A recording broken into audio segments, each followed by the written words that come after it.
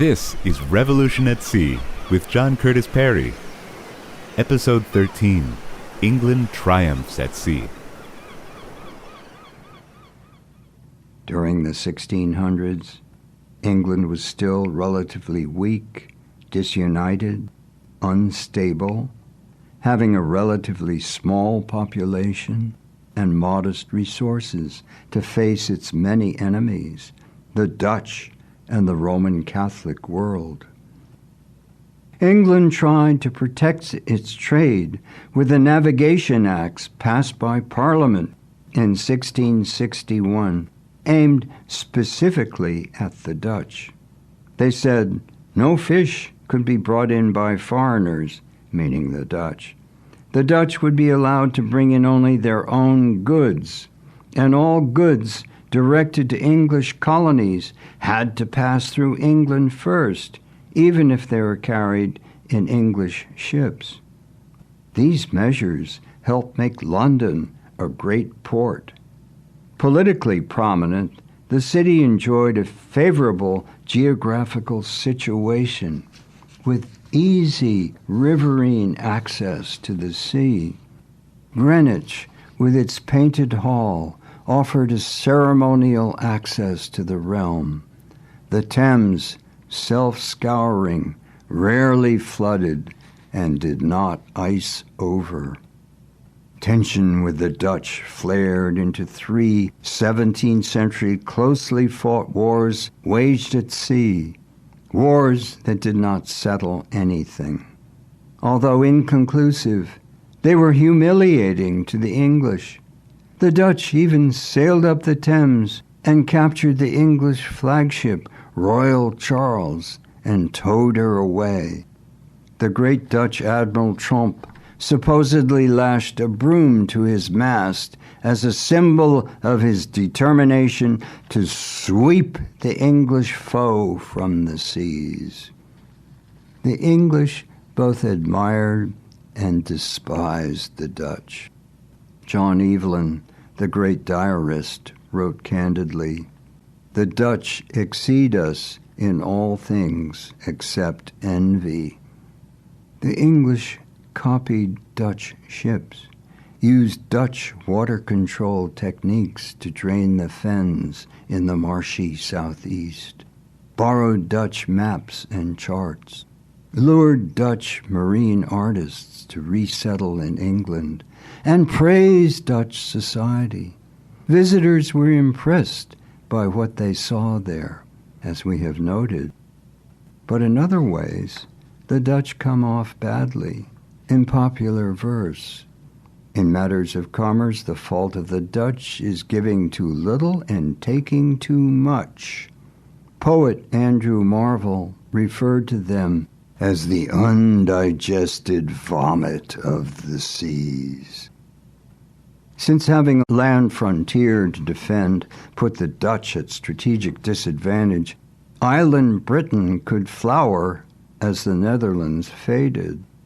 The English could dominate oceanic entrances and exits from northern Europe, choke points, we might say. No Dutch fleet, merchant or naval, could approach or leave the North Atlantic without passing under England's oceanic shadow. And the Dutch did not consistently maintain a battle fleet. Within England, the 17th century was a time of tumult, war, and civil war. Nearly 1 million died in a struggle between monarchy and parliament.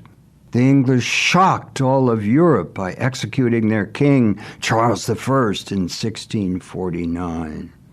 They created a republic, which was followed by a dictatorship, that of Oliver Cromwell.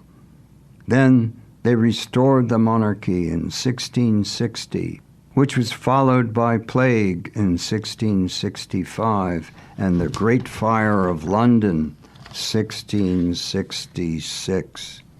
Yet, despite all this domestic tumult, with surging overseas trade and merchant fleet, a growing seafaring population, and an extensive oceanic establishment, England, especially the southeast, becomes a major part of the core of an increasing concentration of wealth and power in the North Sea Channel area. This is a core that remains important today.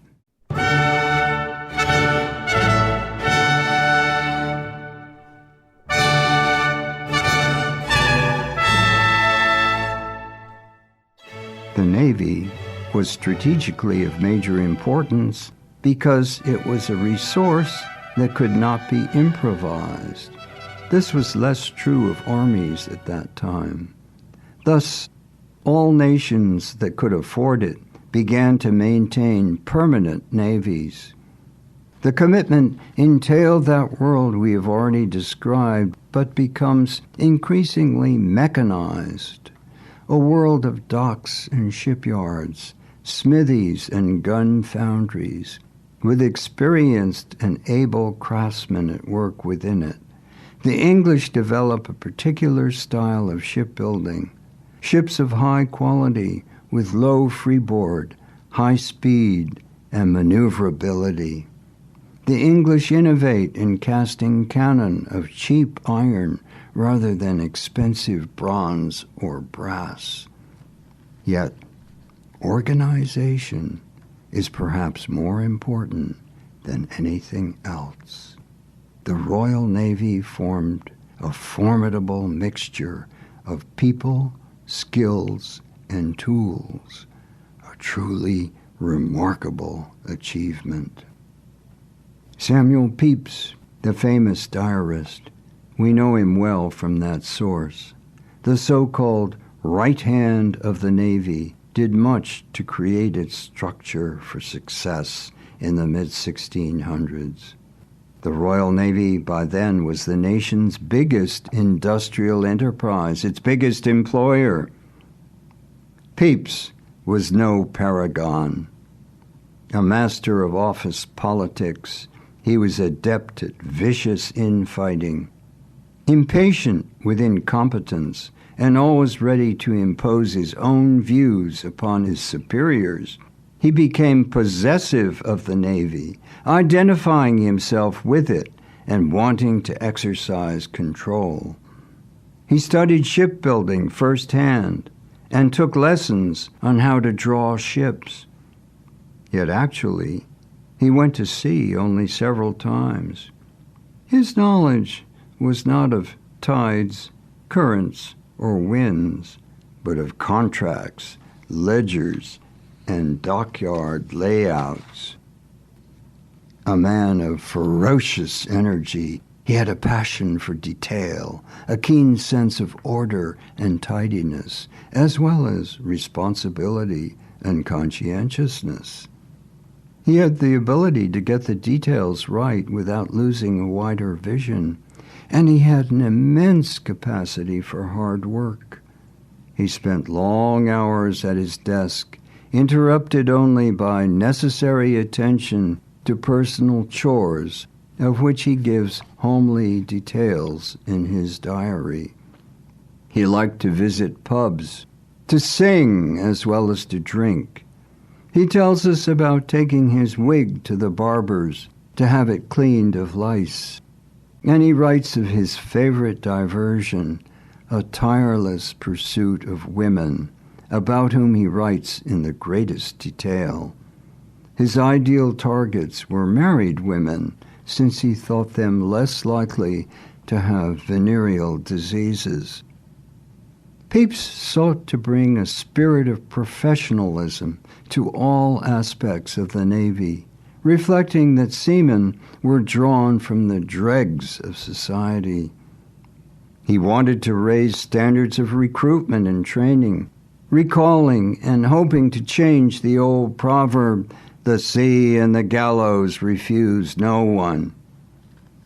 Pepys was mindful of such matters as food, and he paid sedulous attention to his own nourishment.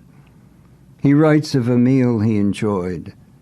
half a barrel of oysters, a hash of rabbits, a boiled leg of mutton, 3 carps in a dish, roasted pigeons, a lamprey pie, and 3 fruit tarts, as well as good wine of several sorts.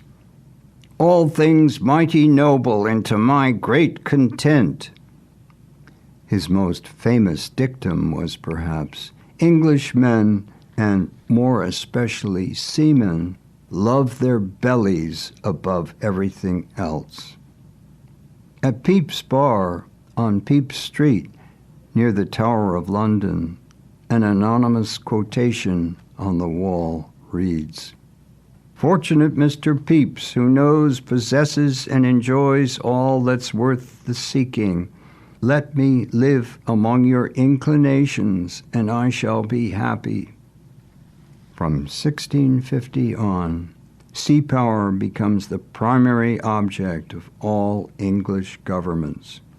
They could put virtually all their military resources into it, and the English Navy emerges as the world's largest. English sea power achieves a new maturity. The nation underwent revolution in 1688, a benchmark in the modernization of the state, making Parliament supreme over the monarch. A violent popular uprising erupted against an unpopular Roman Catholic king trying to establish monarchical absolutism. In its place, an Anglo-Dutch military invasion brought in William of Orange, a Dutch Protestant, whose mother and wife were English, to ascend the British throne as King William III with his Stuart wife Mary as co-sovereign. This led to a monarchy with limited powers, a more tolerant Church of England, and a political economy nourishing the maritime, more attuned to commerce and manufacturing than agriculture. At the turn of the century, around 1700, novelist Daniel Defoe would write prophetically of his fellow countrymen. "We are the great wandering, working, colonizing race. The sea, we think, is ours by nature's decree, and on this highway we travel to subdue the earth and to people it." This is prescient, and yet it would not happen until the 19th century and a second phase of oceanic revolution, based upon a new machine technology in which Britain pioneered. England benefited after 1500 by its separation from the mainland and its control over the channel at the Dover Straits, sufficiently narrow to intercept hostile ships. And the English proved increasingly able to forestall any continental hegemon, possessing a new strength founded upon the increasing wealth that seaborne trade generated. This rested upon the emergence of the Royal Navy as a permanent, well-organized force to protect that trade and support England's political interests. The English were thus the ultimate winners in the first episode of oceanic revolution. It had resulted in a triumph for English trade. A second phase of oceanic revolution in the 19th century would create a triumph for British industry. England realized its identity in the Elizabethan age at the turn of the 15th century, and it was closely bound to the sea in all oceanic dimensions. As a source of wealth, fishing, as an avenue for coastal and oceanic shipping, supporting commercial expansion, and as an arena for achieving national power and international recognition. Furthermore, in yet another dimension, the ocean served as wellspring for culture in the most profound sense, recreation through adventure and exploration, stimulating the imagination, inspiring artists of all kinds, and in myth-making, establishing a national identity and a secular nationalism. Perhaps we can say that a romantic navalism replaced something of the lost Roman Catholicism with new rituals, new pomp, and new drama, which would flower as part of the splendid apparatus of imperialism. These are rituals that Britons perform superbly and to which they cling stubbornly, even now, when the centuries of power have vanished, forever swept away. Britons also had a competitor in the French, also vying to be a global power. Other Europeans were also engaged. Join us next time for episode 14, Britain versus France, as we take a look at this rivalry among maritime states. Revolution at Sea is written and spoken by John Curtis Perry, with additional voicing by Jamie Rosenberg. Recording by 1623 Studios, Gloucester, Massachusetts. Production and distribution by Albert Bouichadet-Forêt. Goodbye until next time.